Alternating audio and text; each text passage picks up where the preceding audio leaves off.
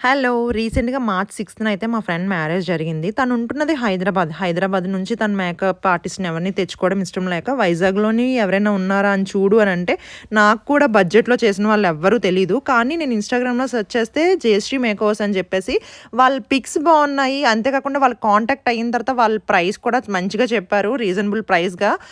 మాకేంటంటే ఒకే మేకప్ మాట లగ్నం మీదకి. పెళ్లి కూతురు మేకప్ ఎలా వచ్చింది? మీకేమన్నా డీటెయిల్స్ కావాలి అంటే నాకు కామెంట్ సెక్షన్‌లో అడగండి. తన మేకప్ ఎలా వచ్చిందన్నది నేను నెక్స్ట్ వీడియోలో షేర్ చేస్తాను. నేనైతే తన మేకప్ అయిపోగానే ఒక హెయిర్ స్టైల్ అడిగానమాట.